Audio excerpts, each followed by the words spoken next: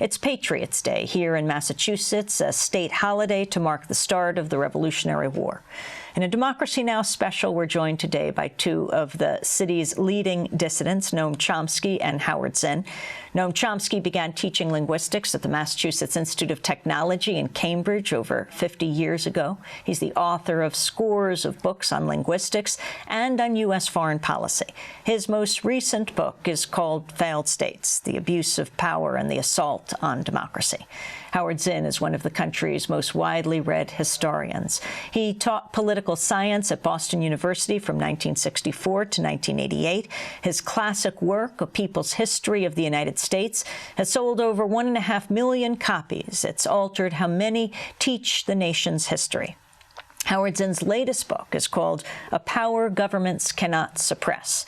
Today, an hour with Howard Zinn and Noam Chomsky in a rare interview with them together. And I welcome you both to Democracy Now! Pleased to be with you. What a day to be here. This is the day of the Boston Marathon. It is raining. It is a major storm outside, and tens of thousands of people. Well, were either of you planning to run today? We were, yes, but yeah, we were ready. You made it impossible for us. I'm sorry. It was a choice of running in the marathon or having an interview with you. What's more important? Well, today is Patriots' Day, Howard Zinn. What does patriotism mean to you? I'm glad you said what it means to me, because it means to me something different than it means to a lot of people, I think, who have distorted the idea of patriotism. Patriotism, to me, means doing what you think your country should be doing. Patriotism means supporting your government when you think it's doing right, opposing your government when you think it's doing wrong.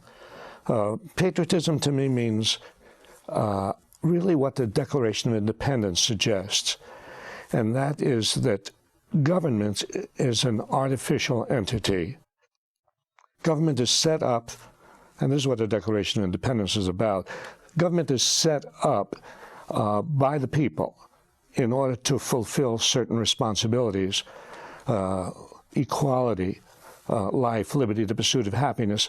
And when, according to the Declaration of Independence, the government violates those responsibilities, then, and these are the words of the Declaration of Independence, it is the right of the people to alter or abolish the government. In other words, the government is not holy. The government is not to be obeyed when the government is wrong. And so to me, patriotism, in its best sense, means thinking about the people in the country, the principles for which the country stands for, and it requires opposing the government when the government violates those principles. So today, for instance, the highest act of patriotism, I suggest, would be opposing the war in Iraq and calling for a withdrawal of troops from Iraq, simply because everything about the war violates the fundamental principles of equality, life, liberty, the pursuit of happiness, not just for Americans, but for people in another part of the world. So, yes, patriotism today requires citizens to be active on many, many different fronts to oppose government policies on war, government policies which have taken trillions of dollars from this country's treasury and used it for war and militarism. That's what patriotism would require today. Noam Chomsky, the headlines today, just this weekend, one of the bloodiest in months in Iraq. The number of prisoners in U.S. jails in Iraq has reached something like 18,000. Who knows if that's not an underestimate. An Associated Press photographer remains in jail, imprisoned by U.S. authorities without charge for more than a year. The health ministry has found 70% of Baghdad's school children showing symptoms of trauma-related stress. Your assessment now of the situation there? This is one of the worst catastrophes in military history and also in political history. The most recent studies of the Red Cross show that Iraq has suffered the worst decline in child mortality, infant mortality, increase in infant mortality known. But it's since 1990.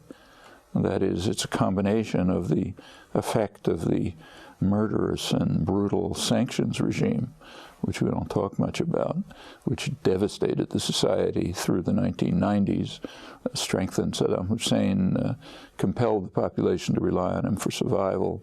It probably saved him from the fate of a whole long series of other tyrants who were overthrown by their own people, supported by the U.S. And then came the war on top of it, which has simply increased the horrors. The decline is unprecedented. The increase in infant mortality under 5, unprecedented. It's now below the level of countries in, worse than the countries in sub-Saharan Africa. That's one index of what's happened. The most probable measure of deaths in a study sponsored by MIT, incidentally carried out by leading specialists in Iraq and here.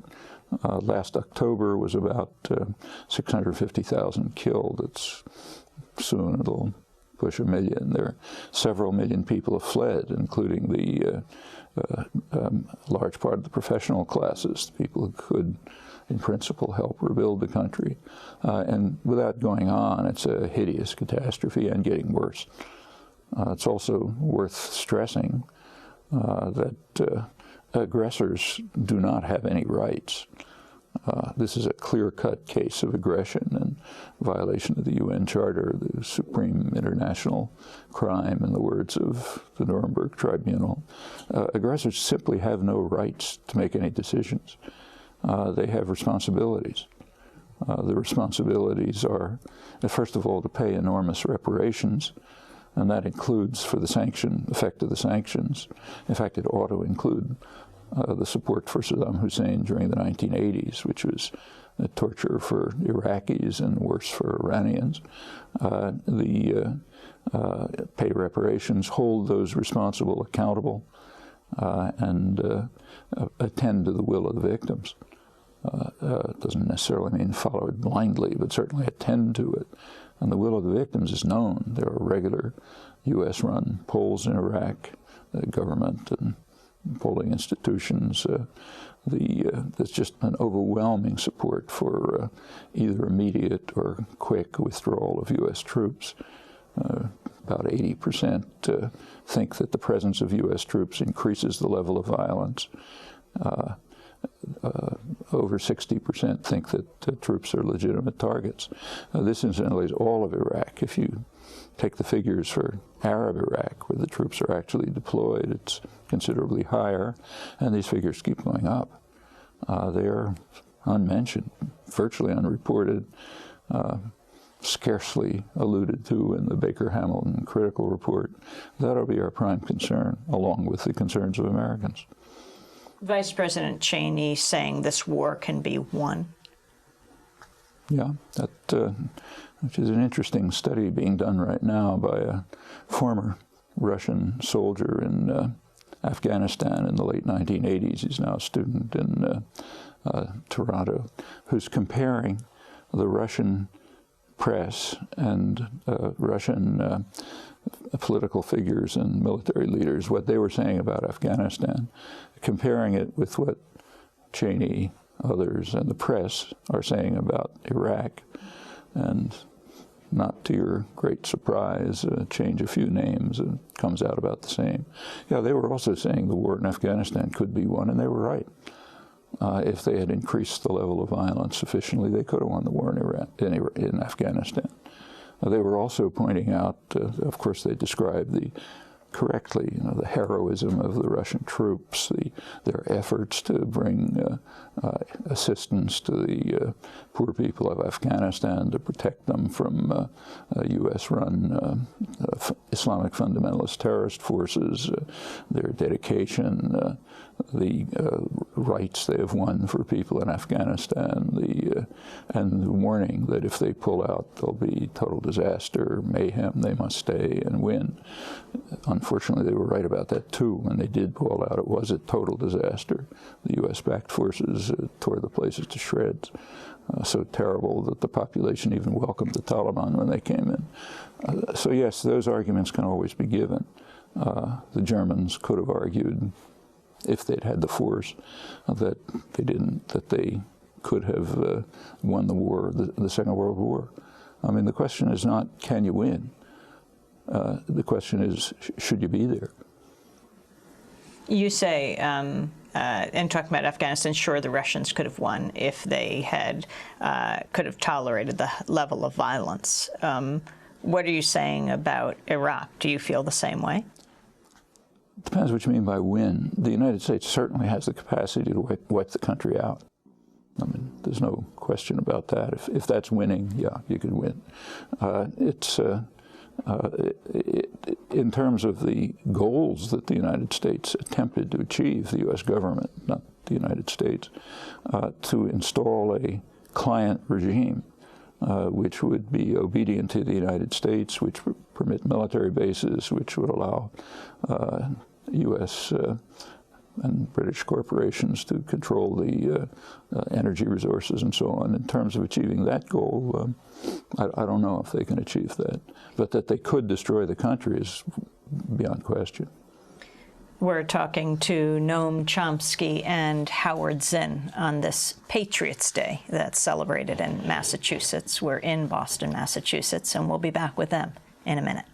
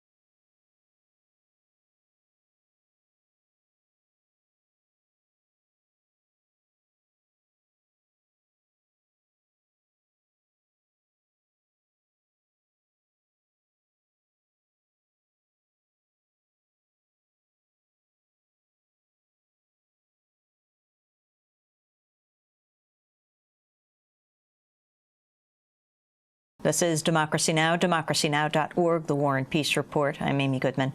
We're broadcasting on over 500 stations around the country on Pacifica and NPR, low-power FM, college and community radio stations, on public access TV stations and PBS TV stations, and on both TV satellite networks, on Dish Network Channel 9415, Free Speech TV, 9410, Link TV, and on DirecTV Channel 375. And we're video and audio podcasting at democracynow.org. And our headlines are also available in Spanish in transcript and audio form for radio stations. Take about 150 stations around the world are taking those headlines.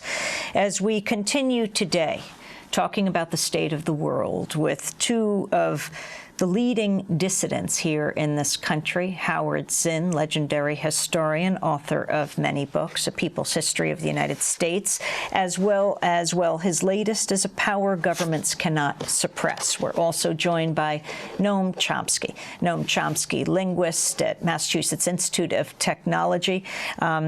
his latest book is Failed States, the Abuse of Power and the Assault on Democracy. Howard, you went to North Vietnam. Can you talk about how the Vietnam War ended and also your experience there, why you went?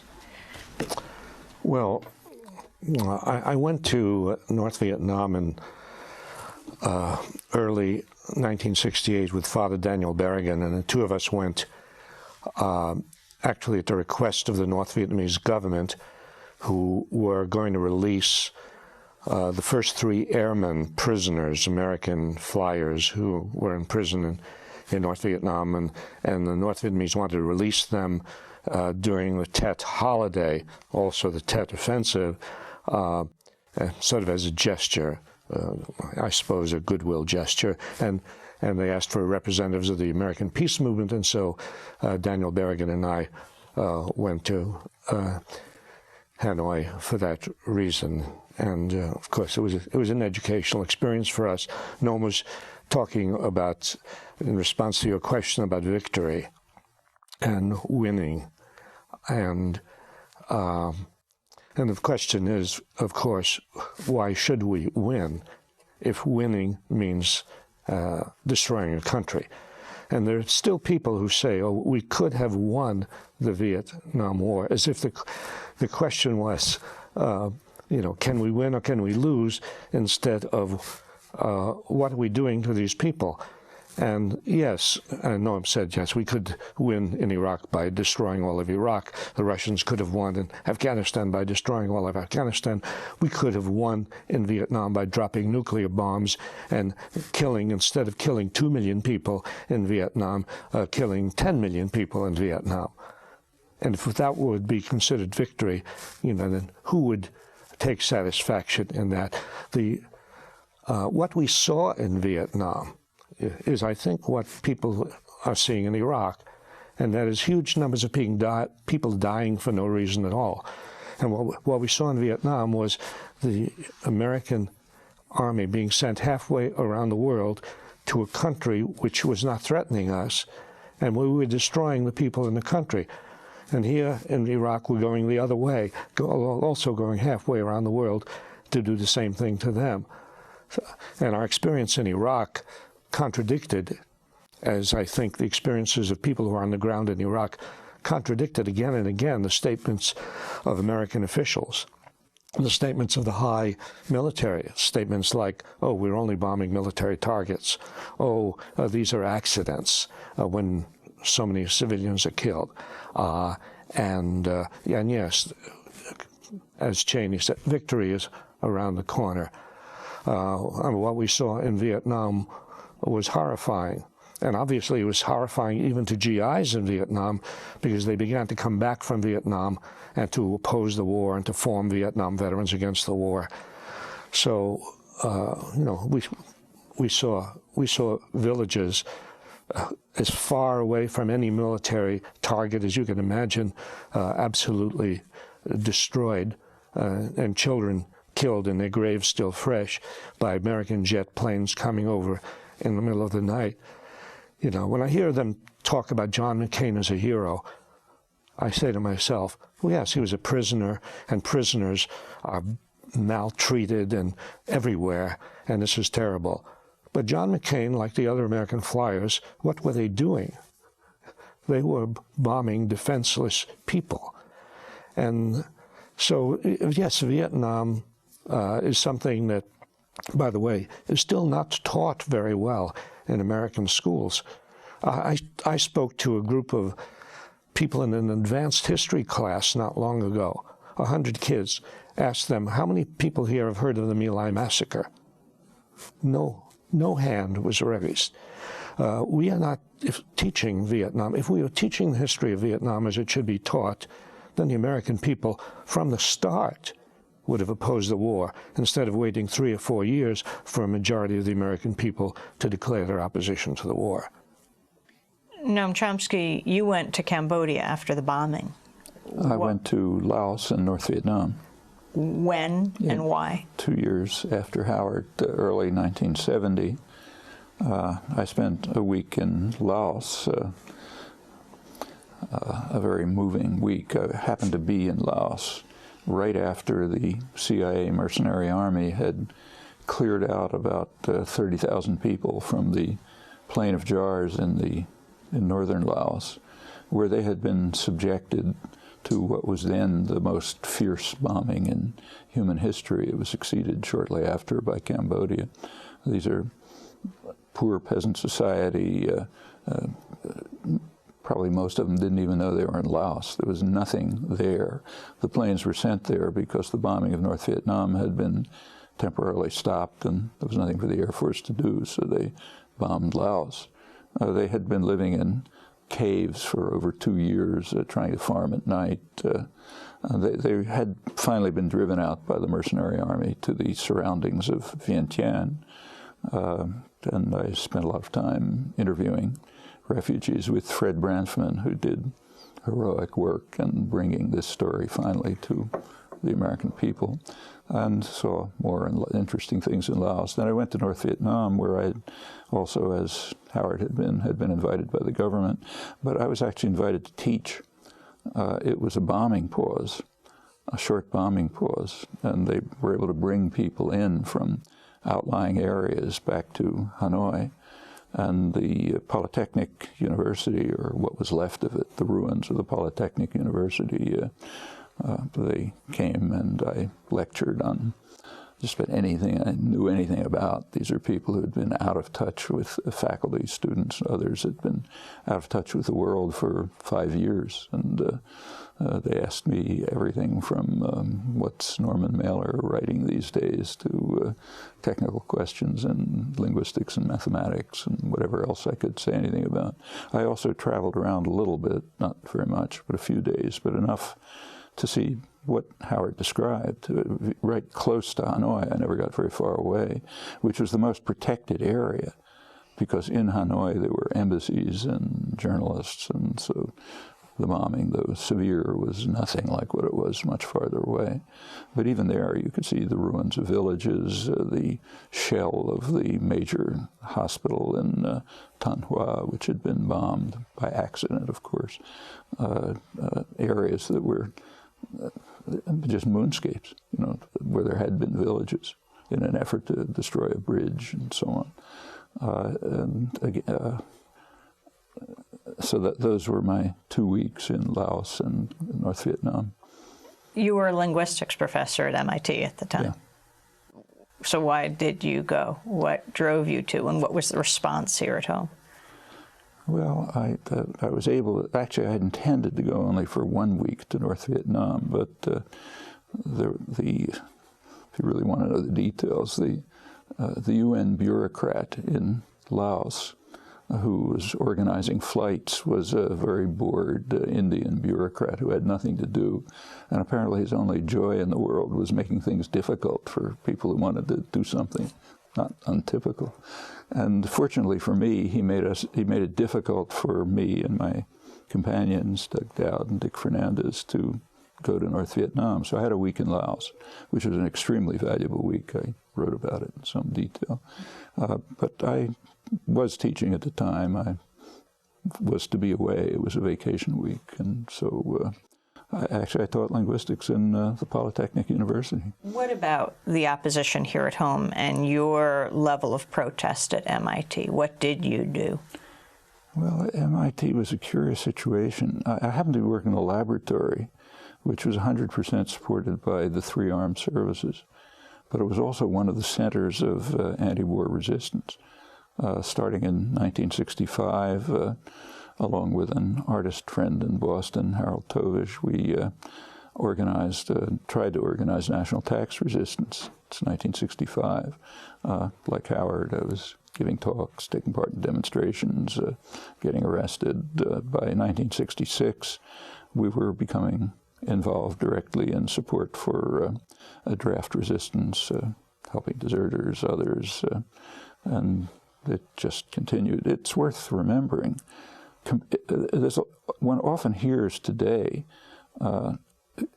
justified complaints about how little protest there is against the war in Iraq. But that's very misleading. And here, as Howard was saying, a little sense of history is useful. The protest against the war in Iraq is far beyond the protest against the war in Vietnam at any comparable level. Large-scale protest against the war in Vietnam did not really begin until there were several 100,000 U.S. troops in South Vietnam. The country had been virtually destroyed. The bombing had been extended to the north, to Laos, soon to Cambodia, where, incidentally, we have just learned, or rather, we haven't learned, but we could learn if we had a free press, that the bombing in Cambodia, which was known to be horrendous, was actually 5 times as high as was reported, greater than the entire Allied bombing in all of World War II on a defenseless peasant society, which turned peasants into enraged fanatics. During those years, the Khmer Rouge grew from nothing, a few thousand scattered people, to hundreds of thousands, and then that led to the part of Cambodia that we're allowed to think about. That was the first war. But the war, the real protest against the war in Vietnam came at a period far beyond what has yet been reached in Iraq. First few years of the war, there was almost nothing. I mean, so little protest that virtually nobody in the United States even knows when the war began. Kennedy invaded South Vietnam in 1962. That was after 7 years of efforts to impose a Latin American-style terror state, which had killed tens of thousands of people and elicited resistance. 1962, Kennedy sent the U.S. Air Force to start bombing South Vietnam under South Vietnamese markings, but nobody was deluded by that. Initiated chemical warfare to destroy crops and ground cover, and started programs which rounded ultimately millions of people into what amounted to concentration camps called strategic hamlets, where they were surrounded by barbed wire to protect them, as it was said, from the guerrillas who everyone knew they were voluntarily supporting. These are indigenous South Vietnamese resistance. That was 1962. You couldn't get 2 people in a living room to talk about it. In October 1965, right here in Boston, maybe the most liberal city in the country, there were then already a couple 100,000 troops there. The bombing of North Vietnam had started. We tried to have our first major public demonstration against the war on the Boston Common, the usual place for meetings. I was supposed to be one of the speakers. Nobody could hear a word. The meeting was totally broken up by students marching over from universities, by others, and hundreds of state police, which kept people from being murdered. The next day's newspaper, the Boston Globe, liberal newspaper, was full of denunciations of the people who dared make mild statements about bombing the North. In fact, right through the protests, which did reach a substantial scale and were very significant, especially the resistance, it was mostly directed against the war in North Vietnam. The attack on South Vietnam was mostly ignored. And incidentally, the same is true of government planning. We know about that from the Pentagon Papers and now many subsequent documents. There was meticulous planning about the bombing of the North. Just where should you bomb and how far should you go and so on. The bombing of the South in the internal documents is almost nothing. There's a very simple reason for it. The bombing of the South was costless. Nobody's going to shoot you down. Nobody's going to complain. You know, do whatever you want. Wipe the place out, which is pretty much what happened. North Vietnam was dangerous. You could hit Russian ships in the Haiphong harbor. As I said, there were embassies in Hanoi. People could report. You were bombing an internal Chinese railroad, which happened to pass through North Vietnam. So there could be international repercussions and costs. So therefore, it was very carefully calibrated. If you look at, say, Robert McNamara's memoirs, a lot of discussion of the bombing of North Vietnam. Virtually nothing about the bombing of South Vietnam, which even in 1965 was triple the scale of the bombing of the North, and had been going on for years. Now there's a great deal more protest. Actually, one interesting illustration, I'll end with that, is Arthur Schlesinger, the perhaps best-known American historian. In the case of the war in Vietnam, in the early years he supported it. In fact, if you read his 1,000 Days, his story of the Kennedy administration, it's barely mentioned, except just wonderful thing that's happening. By 1966, as there was beginning to be concern about the costs of the war, we were reaching a situation rather like elite opinion today about Iraq. It's too costly, we might not be able to win, and so on. Schlesinger wrote, I'm almost quoting, that we all pray that the hawks will be right in believing that more troops will allow us to win. And if they are right, we'll be praising the wisdom and statesmanship of the American government in winning a war in Vietnam after turning it into a land of ruin and wreck. So we'll be praising their wisdom and statesmanship.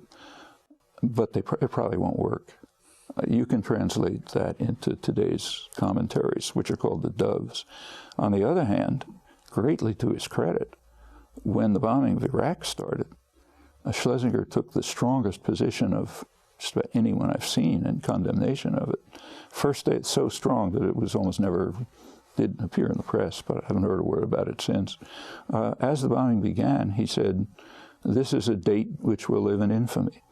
And he recalled President Roosevelt's words at Pearl Harbor, a date that will live in infamy because the United States is following the path of the Japanese fascists. Pretty strong statement. And I think that sort of reflects a difference that you see in public attitudes too. Opposition to aggression is far higher than it was in the 60s. Howard Zinn, how did Vietnam end, the war end, and what are the parallels that you see today? Do you see parallels today? Well, I suppose if you believed that Henry Kissinger deserved the Nobel Prize, you would think that the war ended because Henry Kissinger went to Paris and negotiated with the Vietnamese. But the war ended, I think, because finally, after that slow buildup of protest, I think the war ended because the protests in the United States reached a crescendo, which couldn't be ignored. And because the GIs coming home were turning against the war, and because soldiers in the field were, well, they were throwing grenades under the officers' tents, you know, the fragging phenomenon. I mean, there's a book called Soldiers in Revolt by a man named David Courtwright, and he details how much dissidence there was, how much opposition to the war there was among the soldiers in Vietnam, and how this was manifested in their behavior, and desertions, a huge number of desertions. And essentially, the government of the United States found it impossible to continue the war. The ROTC chapters were closing down. In some ways, it's similar to a situation now where the government in Iraq, our government is finding that we don't have enough soldiers to fight the war.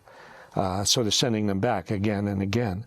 And where the recruiting sergeants here in the United States are going to enormous lengths, you know, lying to young people about what will await them or what benefits they will get.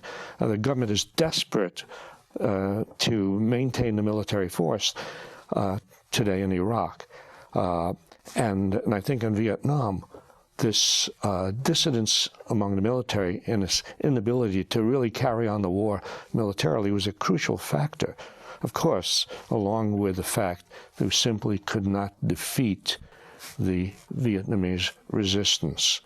And resistance movements, and this is what we're finding out in Iraq today, resistance movements against a foreign aggressor, they will get very desperate.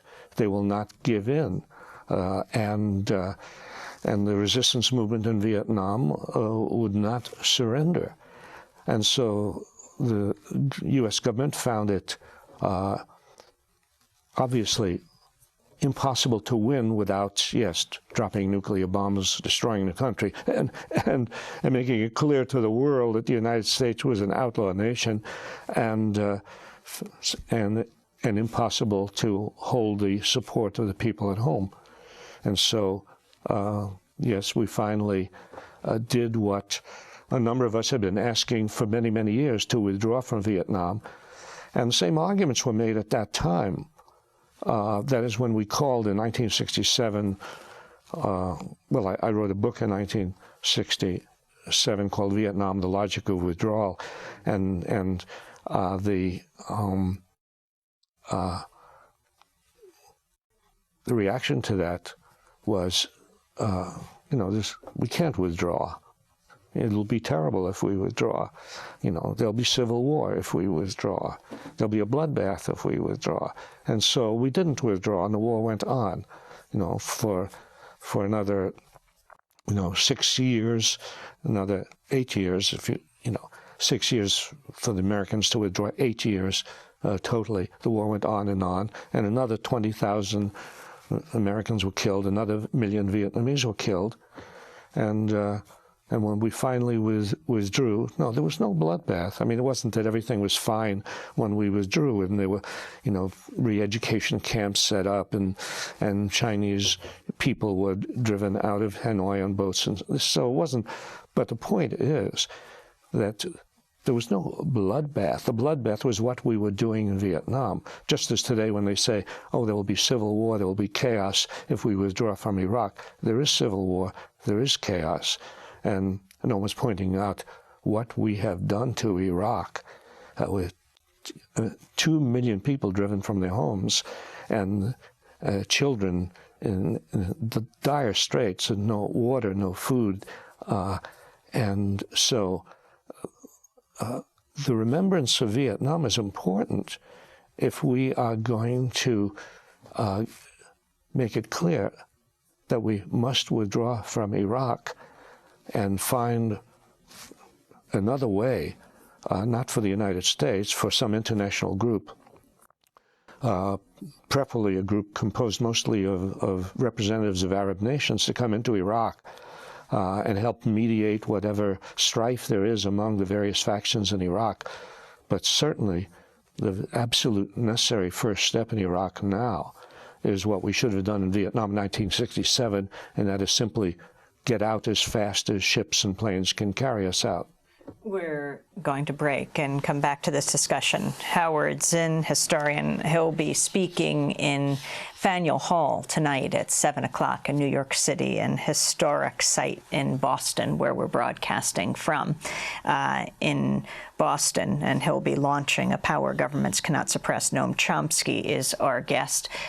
We'll be back with him as well. His latest book is Failed States. Stay with us.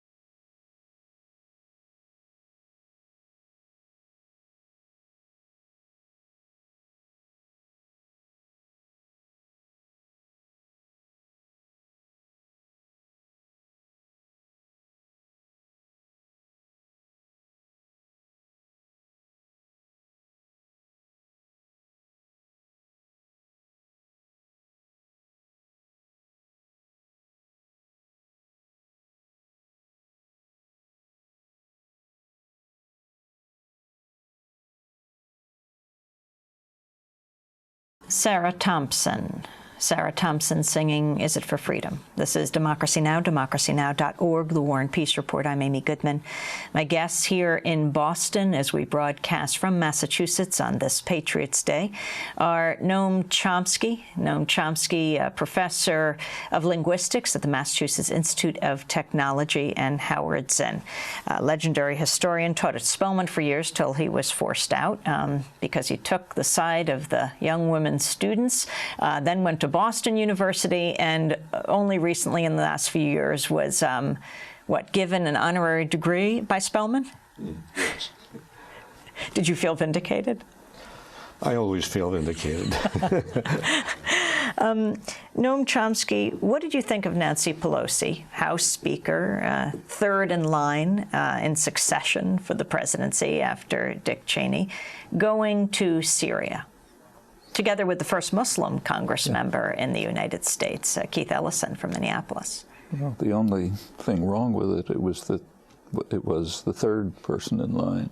I mean, if the United States government were sincerely interested in bringing about some measure of peace, prosperity, stability in the region, instead of dominating it by force, they would, of course, be dealing with Syria and with Iran, pretty much the way the Baker-Hamilton report proposed, except beyond what they proposed, because they proposed they should be dealing with it in matters concerning with Iraq, but there are regional issues. In the case of Syria, there are issues related to Syria itself, but also to Lebanon and to Israel. Israel is in control of, in fact, has annexed, in violation of Security Council orders, has annexed a large part of Syrian territory, the Golan Heights.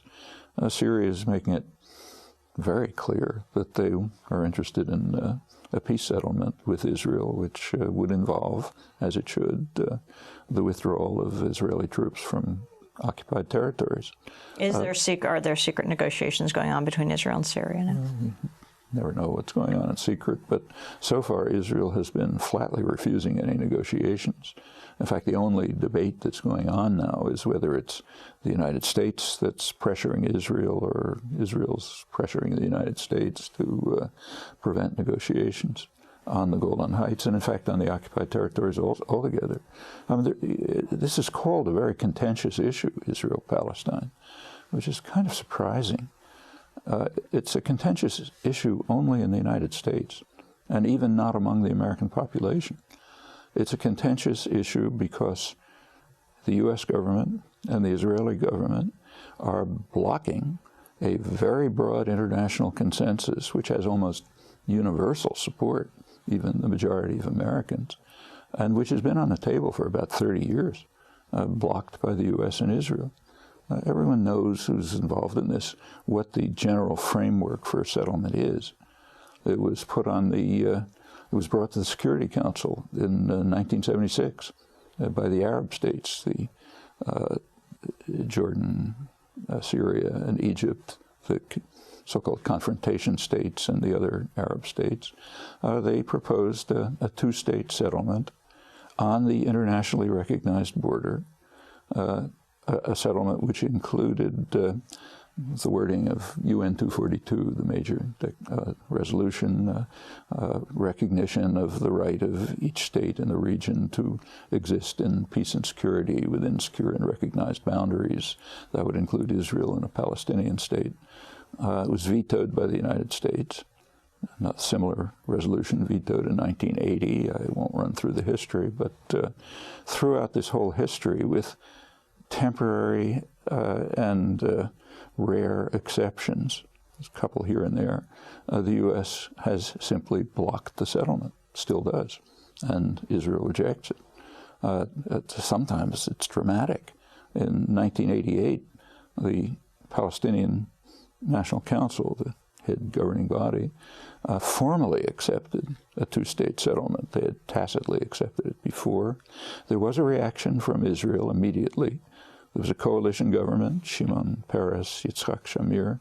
Their reaction was, I'm quoting, that there cannot be an additional Palestinian state between Jordan and Israel.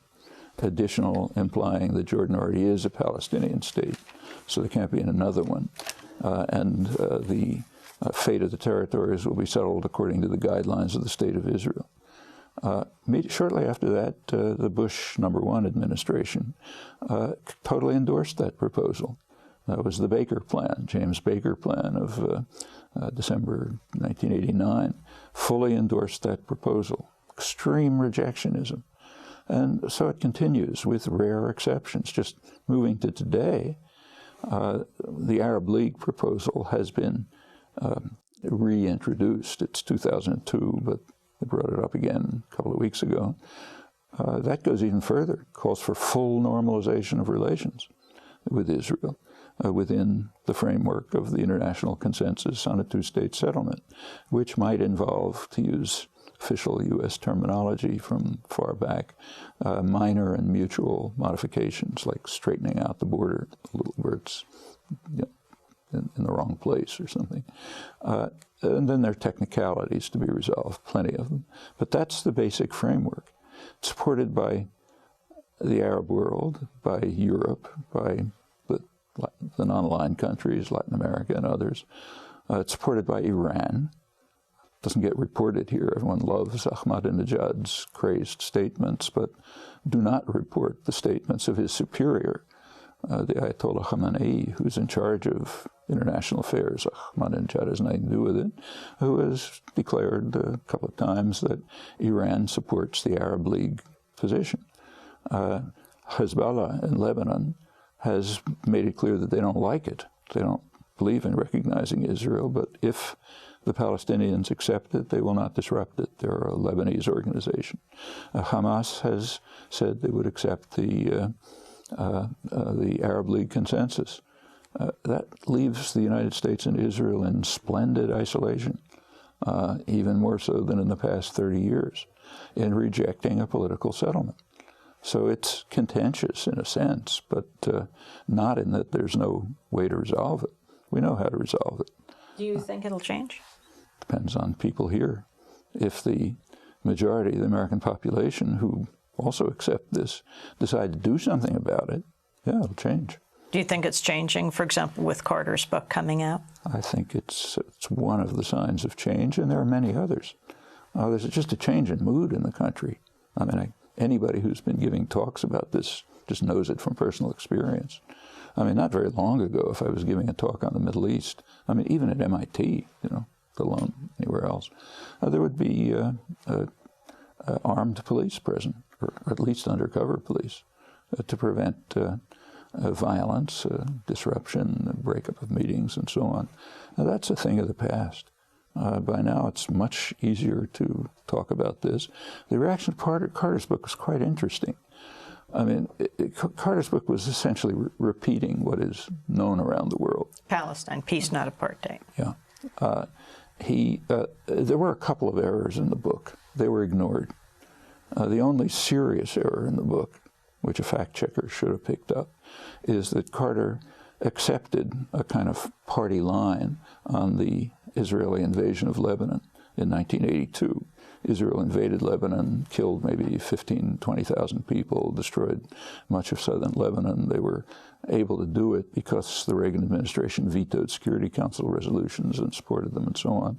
The claim here, you know, you read Thomas Friedman or someone, is that Israel invaded in response to shelling of the Galilee by Palestinians, Palestinian terror attacks.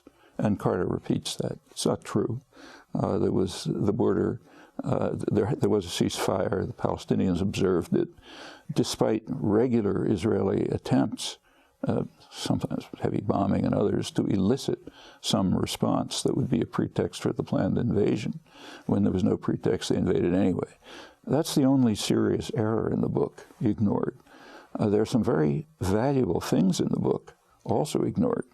One of them, perhaps the most important, is that Carter is the first, I think, in the mainstream in the United States to report what was known in dissident circles and talked about, namely that the famous roadmap, which the quartet suggested as a steps towards settlement of the problem, the roadmap was instantly rejected by Israel.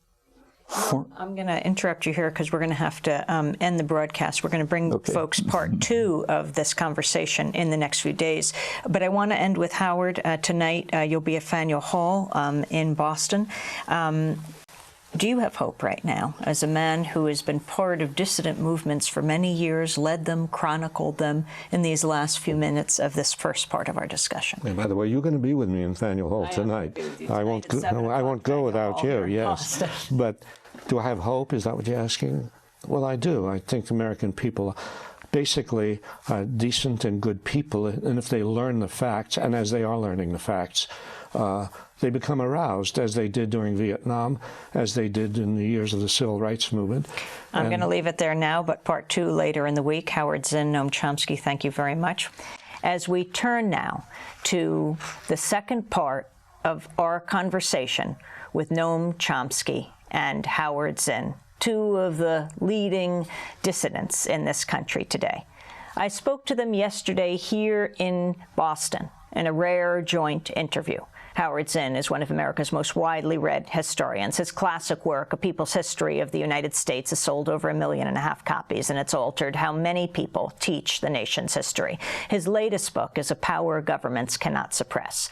Noam Chomsky began teaching linguistics at the Massachusetts Institute of Technology in Cambridge over half a century ago. He's the author of dozens of books on linguistics and U.S. foreign policy. His most recent book is called Failed States: The Abuse of Power and the Assault on Democracy. In a wide-ranging interview, we talked about U.S. wars from Iraq to Vietnam, about resistance, and about academia.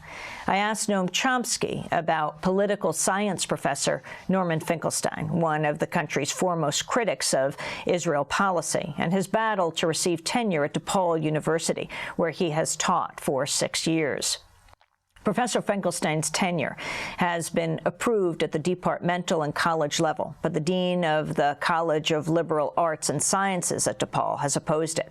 A final decision is expected to be made in May. Finkelstein has accused Harvard law professor Alan Dershowitz of being responsible for leading the effort to deny him tenure. In an interview with the Harvard Crimson, Dershowitz admitted he'd sent a letter to DePaul faculty members lobbying against Finkelstein's tenure. I asked Noam Chomsky about the dispute. The whole thing is outrageous. I mean, he's an outstanding scholar. He's produced book after book. He's got recommendations from some of the leading scholars in the many areas in which he's worked. The faculty, the departmental committee unanimously recommended him for tenure. It's amazing that he hasn't had full professorship a long time ago.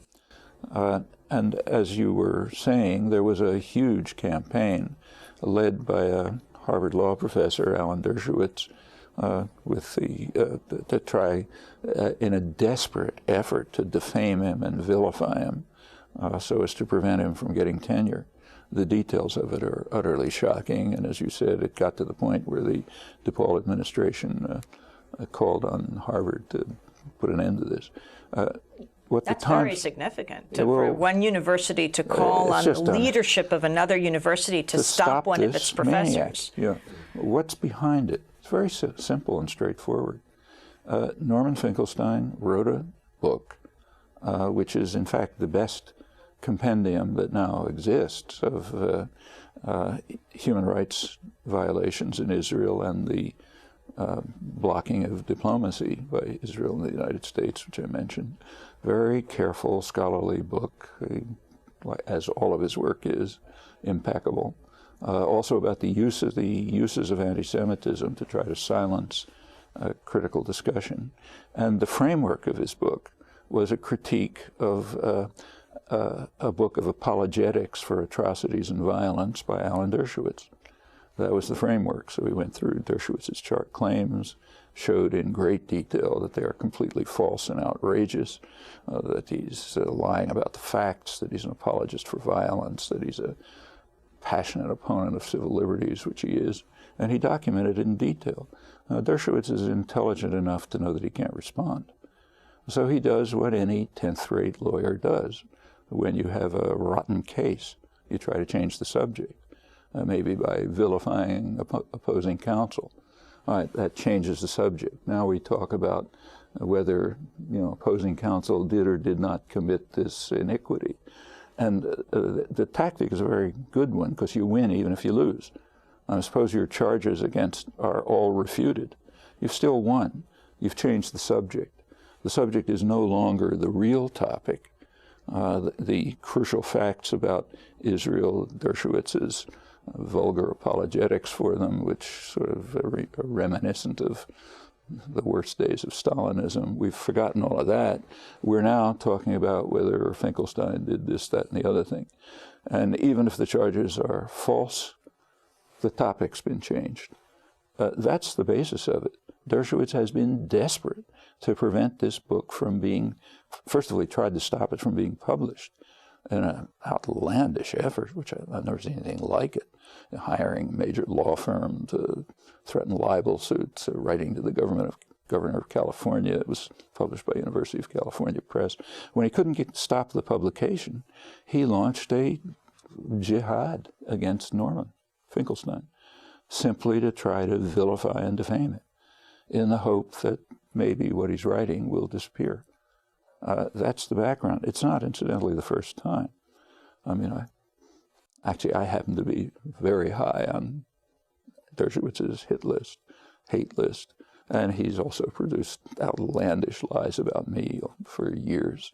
I told him I was an agnostic about the Holocaust. I wouldn't tell him the time of day, and so on and so forth. You mean that he made that charge against you? And on and on. I want to talk about it. What's the reason? It's in print. In fact, you can even look at it in the internet. In 1973, I guess it was, the leading Israeli human rights activist, Israel Shahak, who incidentally is a survivor of the Warsaw Ghetto in Bergen-Belsen, and headed a small human rights group in Israel, which was the only real one at the time, came to Boston, had an interview with the Boston Globe, which he identified himself correctly as the chair of the Israeli League of Human Rights. Dershowitz wrote a vitriolic letter to the Globe condemning him, claiming he's lying about Israel. He's even lying about being the chair. He was voted out by the membership. I knew the facts. In fact, he's an old friend, Shahak. So I wrote a letter to the Globe explaining it wasn't true. In fact, the government did try to get rid of him. They called on their membership to flood the meeting of this small human rights group and vote him out. But they brought it to the courts, and the courts said, yeah, we'd like to get rid of this human rights group, but find a way to do it that's not so blatantly illegal. So I sort of wrote that. Dershowitz thought he could brazen it out, Harvard law professor. So he wrote another letter saying, Shahak's lying, I'm lying. And he challenged me to quote from the Israeli court decision. Never occurred to him for a minute that I'd actually have the transcript, but I did. So I wrote another letter in which I quoted from the court decision, demonstrating that it was polite, but that Dershowitz is a liar. He's even falsifying Israeli court decisions. He's a supporter of atrocities, and he even is a passionate opponent of civil rights. This is like the Russian government destroying an Amnesty International chapter by flooding it with Communist Party members to vote out the membership. Well, he went berserk, and ever since then, I've been one of his targets. In fact, anyone who exposes him as what he is going to be subjected to this technique, because he knows he can't respond, so must return to vilification. And in the case of Norman Finkelstein, he sort of went off into outer space. But it's an outrageous case. And the fact that it's even being debated is outrageous. Because you just read his letters of recommendation from literally the leading figures in the many fields in which he works, most respected people. Most interesting, the letters of support from the leading Holocaust scholars like Raul Hilberg. Raul Hilberg is the founder of Holocaust studies. The most distinguished figure in the field. In fact, he says Norman didn't go far enough. And it's the same. Avi Shlaim, who's one of maybe the leading Israeli historian, has strongly supported him, and the same with others. I can't refer to the private correspondence, but it's very strong letters from leading figures in these fields. But and it's not surprising that the faculty committee unanimously supported him. There was, in fact, the faculty committee did, in fact, run through in detail the deluge of vilification from Dershowitz and went through it point by point and essentially dismissed it as frivolous. They rejected a 12,000-word attack, point by point. And aside from saying that the very idea of sending it is outrageous. You Howard don't do Zinn. that in tenure cases. So how do you think it will turn out? Well, usual story. This depends on public reaction.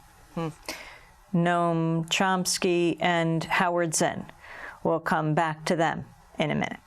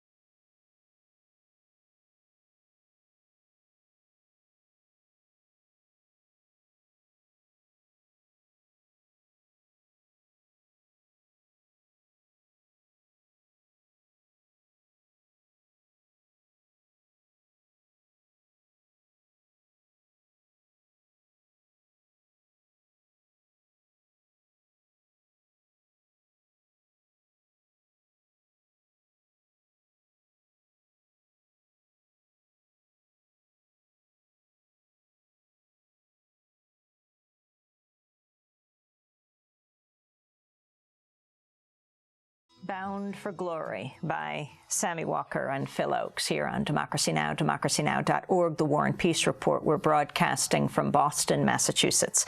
I'm Amy Goodman as we return to my interview with Noam Chomsky and Howard Zinn, who joined me in the studio here yesterday. We continued to look at the issues of academia in a time of war. So I asked Howard Zinn about his experience at Spelman College, the historically black college for women in Atlanta. Professor Zinn taught at Spelman for 7 years before eventually being fired for insubordination. I asked him why he was pushed out.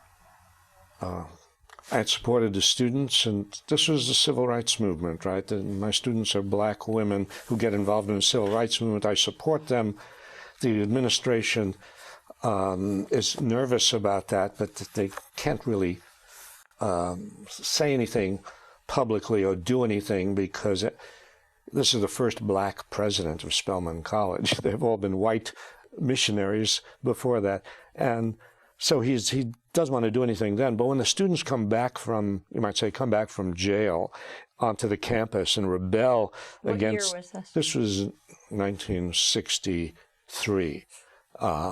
And the students rebel against the conditions that they're living in, very paternalistic, very controlling, and I support them in that, then that's too much for the president. And so, although I have tenure and I'm a full professor and I'm chair of the department, I get a letter saying goodbye. and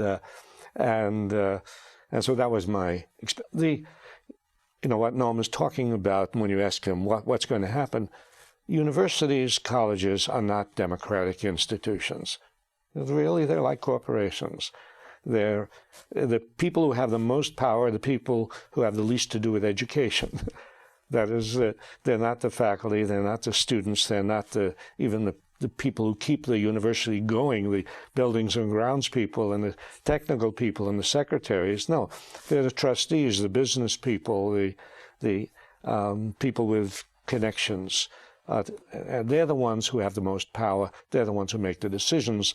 And so that's why I was fired from there, and that's why I was almost fired by John Silber at Boston University. But there was a... Over what? Over a strike. We had a faculty strike. We had a secretary strike. We had a buildings and grounds workers strike. We had almost a general strike, almost an IWW strike at Boston University in 1977. And when the faculty had actually got a contract and went back to work, some of us on the faculty said we shouldn't go back to work while the secretaries are still on strike. We wouldn't cross their picket lines. We held our classes out on the street rather than do that. And so 5 of us were threatened with firing. But there was a great clamor among students and faculty, and actually across the country. They even got telegrams from France protesting against this. And so this is one of the rare occasions in which the administration, with all its power, backed down. And so I barely held on to my job. You begin your book with 2 quotes, one of Eugene V. Debs: "While there's a lower class, I am in it. While there's a criminal element, I am of it. While there's a soul in prison, I am not free." And Henry David Thoreau: "When the subject has refused allegiance and the officer has resigned his office, then the revolution is accomplished." You also write more about Henry David Thoreau. You write about him going to jail. Yeah, well, yeah, Thoreau is worth reading today and remembering today, because Thoreau committed just a small act of civil disobedience against the Mexican War. I mean, the Mexican War had some of the same characteristics as the war in Iraq today, and that is that American people were lied to about the reasons for going into Mexico, told, they weren't told that the real reason for going to Mexico was that we wanted Mexican land, which we took at the end of the Mexican War, just as today we're not being told that the real reason for being in Iraq has to do with oil and profits and money. And so the situation in the Mexican War, against which Thoreau objected, was in many ways, similar. And Thoreau saw that, and he saw the American boys were dying on the road to Mexico City, and we were killing a lot of innocent Mexican people. And so he decided not to pay his taxes, and was, spent just a very short time in jail, but then came out, delivered a lecture on civil disobedience, and wrote an essay on the right to disobey the government when the government violates what it's supposed to do, violates the rights of Americans, violates the rights of other people. And so that stands as a classic statement for Americans that it's honorable and right to not to pay your taxes, or to refuse military service, or to disobey your government when you believe that your government is wrong. And so the hope is that today more soldiers who are asked to go to Iraq, more young people who are asked to enlist in the war against Iraq, will read Thoreau's essay on civil disobedience, or take its advice to heart, realize that the government is not holy, that what's holy is human life and human freedom, and the right of people to resist authority. And so Thoreau has great lessons for us today. Noam Chomsky, as we wrap up, that whole issue of hope and where you see things going, and the current Bush administration, what it stands for, and the level of protest in this country. Do you think that level of protest will succeed? Depends what you mean by succeed. I mean, I have a slightly more hopeful sense than Howard at least expressed. I suspect he agrees. It's true that the country, that in terms of institutional structure, government for the wealthy and so on, there hasn't been much change in 200 years, but there's been enormous progress. I mean, even in the last 40 years, since the 60s, many rights have been won. Rights for minorities, rights for women, rights of future generations, which is what the environmental movement is about. Opposition to aggression has increased.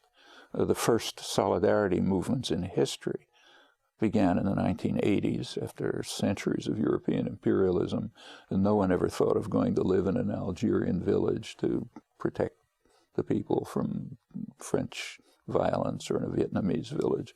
Thousands of Americans were doing that in the 1980s in Reagan's terror wars. It's now extended over the whole world. There's an international solidarity movement. The global justice movements, which meet annually in the World Social Forum, are a completely new phenomenon. It's true globalization among people, maybe the seeds of the first true international.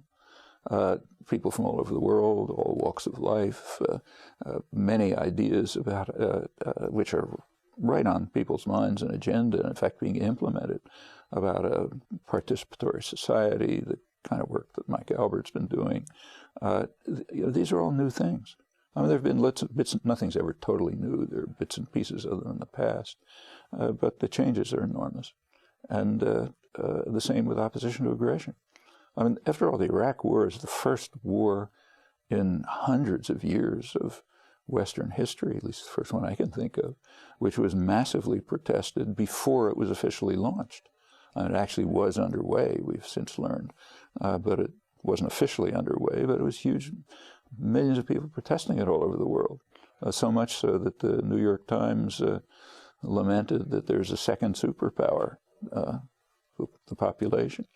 Well, you know, that's significant, and I think gives good reason for hope. There are periods of regression. We're now in a period of regression. But if you look at the cycle over time, it's upwards, and there's no limits that it can't reach.